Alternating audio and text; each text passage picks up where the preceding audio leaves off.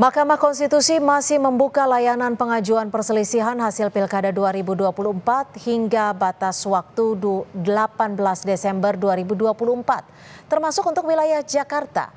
Namun dalam Undang-Undang Nomor 10 Tahun 2016 tentang Pilkada, menyebut peserta Pilkada dapat mengajukan permohonan ke MK paling lambat 3 hari kerja terhitung sejak KPU mengumumkan penetapan perolehan suara kemarin. Sehingga kemarin menjadi batas waktu terakhir untuk mengajukan gugatan Pilkada Jakarta. Sementara hingga batas akhir pengajuan gugatan tim RK Suswono belum mengajukan gugatan ke MK.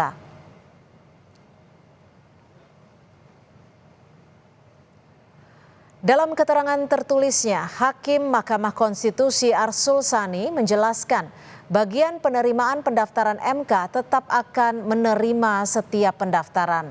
Soal apakah sudah melewati tenggang waktu 3 hari atau belum, maka itu Majelis Hakim MK yang akan menilai dan memutusnya.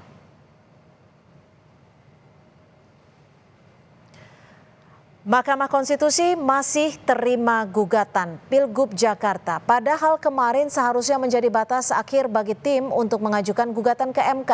Apakah secara aturan laporan pengajuan gugatan Pilgub Jakarta masih bisa dilakukan? Kita akan bahas bersama pengamat hukum tata negara dari Sekolah Tinggi Hukum Indonesia Jentera, Bivitri Susanti. Selamat sore Mbak Bivit, terima kasih sudah bergabung bersama kami di Kompas Petang.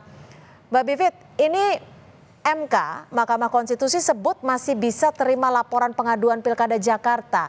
Padahal seharusnya kemarin tepat pada pukul 11.59 malam atau 23.59 kan seharusnya sudah ditutup. Bagaimana Anda menanggapi ini? Ya, saya kira tadi dari pihak MK, Pak Arsul itu normatif saja ya.